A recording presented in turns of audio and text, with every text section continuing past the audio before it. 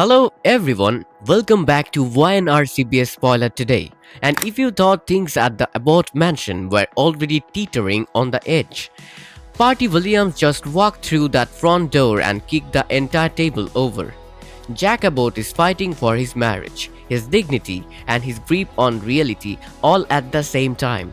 And the worst part is that Patty is winning ground he doesn't even realize he is giving up.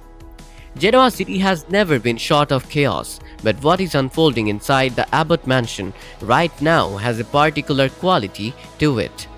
The quality of something deeply personal being systematically dismantled by someone who has nothing left to lose and everything to gain. Patty Williams has ambushed Jack Abbott on his own turf, in his own home, in a confrontation that goes so far beyond a simple unwanted visit that calling it almost feels insulting to the scale of what it actually is.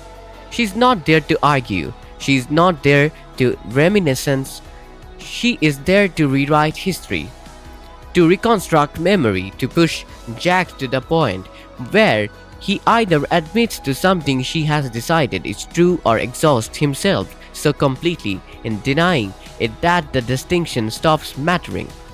And somewhere across town, Diane Jenkins is making a decision that is about to bring her straight into the middle of all of it.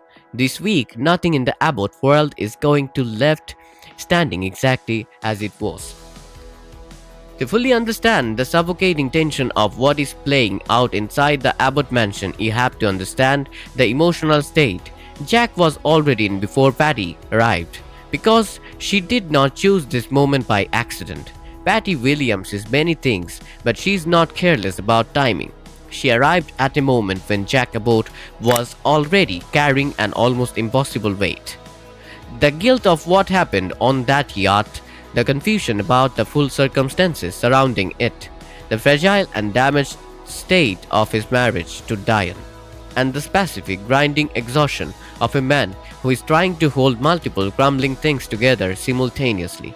She chose the moment of maximum vulnerability, and she walked through that door with the confidence of someone who believes she belongs there, not as a guest, not as a visitor, as someone reclaiming a place she has decided was always rightfully hers. The mansion that has always represented Abbott's stability, legacy, and family strength felt completely different the moment Patty moved through it. She didn't stand at the edge of the room and wait.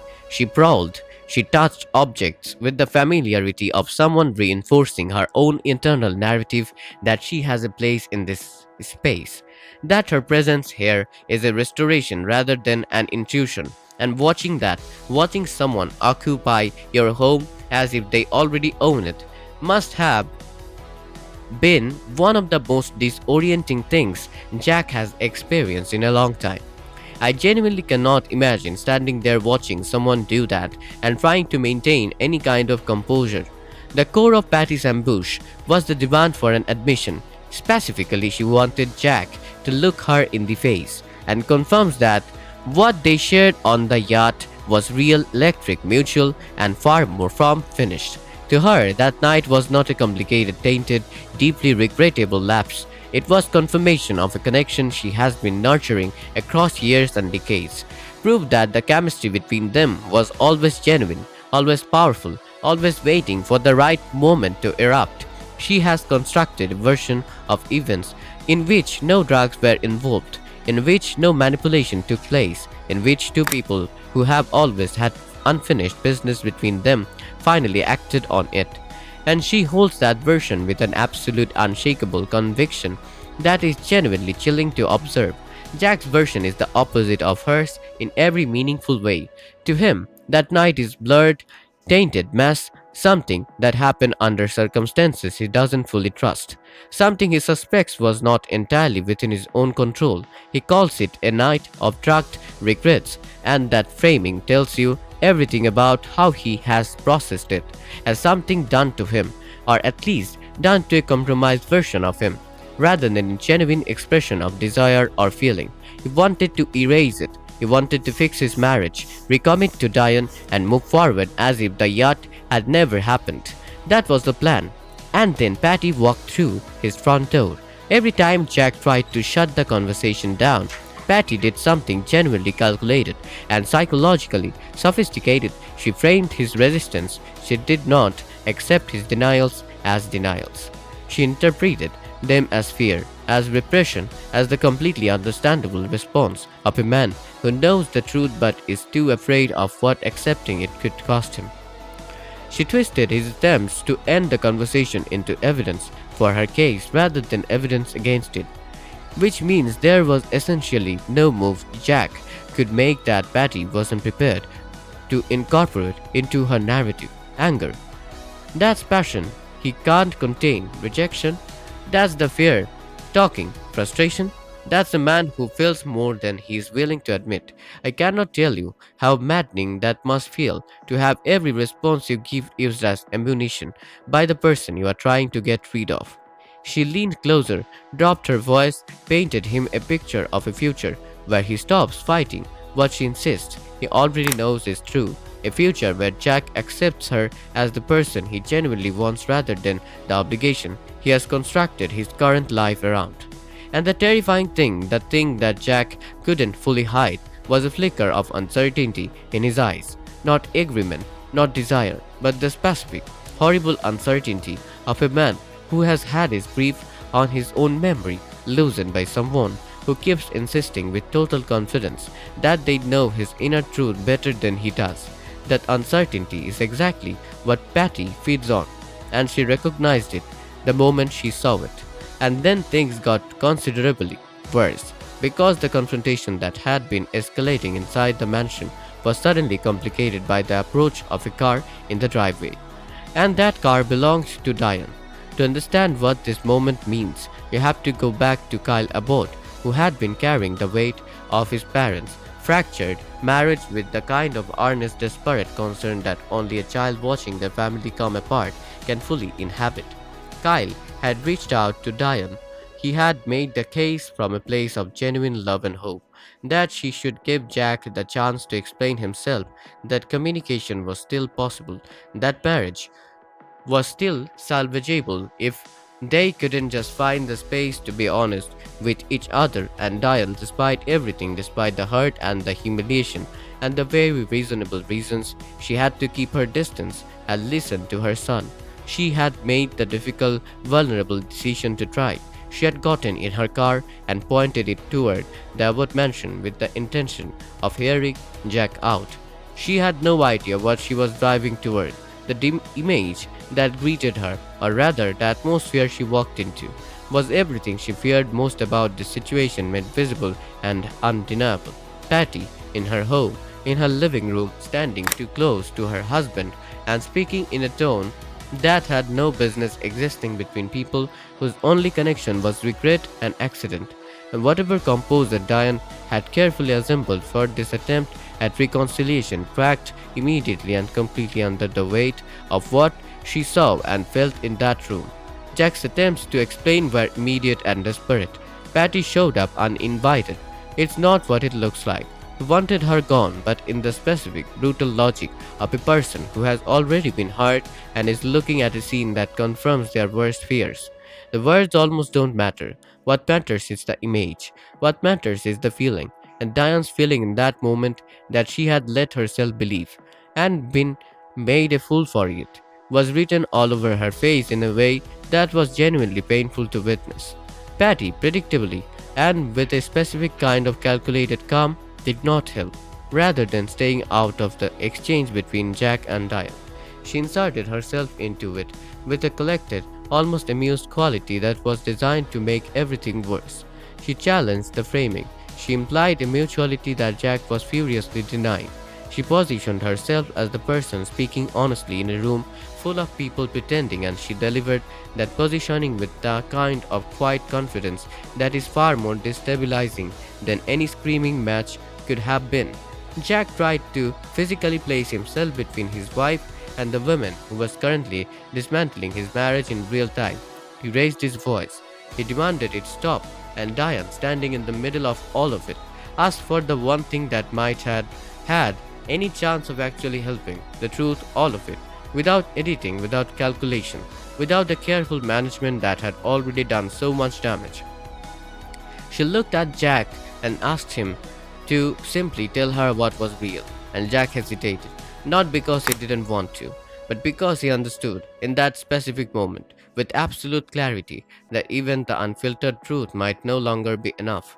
Patty had already contaminated the atmosphere so thoroughly that truth and reality were no longer operating on the same terms, and she watched all of this from the edges of the room with the quiet satisfaction of someone who has achieved exactly what she came to achieve. Not Jack's love necessarily, but his exposure, his humiliation, his inability to control the narrative of his own life. She had successfully planted herself at the center of their conflict, and she was not going to be easily dislodged. What Patty is doing to Jack Abbott goes significantly beyond romantic obsession, and I think it is important to name that clearly because it changes how we understand the danger of this situation. This is a psychological campaign. It is deliberate, sustained, and structured around the specific goal of destabilizing Jack's relationship with his own memory and perception. When someone insists with complete certainty that they know your inner emotional truth better than you do, and when they do it persistently without ceasing, incorporating every response you give into their framework rather than being challenged by it, the effect over time is corrosive. Even a strong, grounded person starts to develop hairline fractures in their certainty. Jack's hesitation in that room was not weakness. It was the completely human response to having your sense of reality relentlessly questioned by someone who never wavers. The arrival of Diane at exactly the wrong moment is the kind of development that does not repair itself easily. The trust that was already damaged between them has now taken another significant hit, and crucially, it has taken that hit at the specific moment when Diane was trying to reveal it. She made herself vulnerable enough to show up and try, and what she walked into made that vulnerability feel like a mistake. That is a hard thing to recover from. Not just the scene itself, but the feeling of having been naive enough to attempt to repair and having it blow up in your face. Victor Newman's shadow over all of this is worth keeping firmly in view. The fractures in Jack and Diane's marriage that Patty is so expertly exploiting did not originate with Patty. They were introduced by Victor's interference, and the specific damage he did created exactly the kind of unstable ground that someone like Patty knows how to walk across without drawing attention. In a very real sense, Victor set this in motion, and Jack's best chance of addressing it fully involves holding Victor to account, something Kyle clearly understands and is pushing toward. Here is my honest assessment, and I want to be direct about it. I do not think Patty is in that mansion because she is in love with Jack Abbott. I think she is there because she needs to win. There is a meaningful and important distinction between those two things, and the distinction changes everything about how dangerous she actually is. Love, even obsessive love, operates with some internal limit, some boundary set by the well-being of the person it's directed toward. What Patty is doing has no such boundary. She is not asking herself whether any of this is good for Jack. She is not moderating her behavior based on the damage she is causing him. She is there because she has decided this is a battle she intends to claim, and Jack, his marriage, his peace of mind, his grip on reality is the territory that makes her not just a romantic complication but a genuine threat. And the truly unsettling part is that Jack, in trying to fight her using normal, rational tools, denial, dismissal, direct rejection, is engaging with her own terms that do not work against someone operating from her particular position. You cannot win an argument with someone who has decided that your every objection is evidence of your hidden agreement. He needs a different approach entirely, and right now, I'm not sure he has the clarity to find it. Diane, meanwhile, deserves enormous credit simply for having tried, for having listened to Kyle and shown up.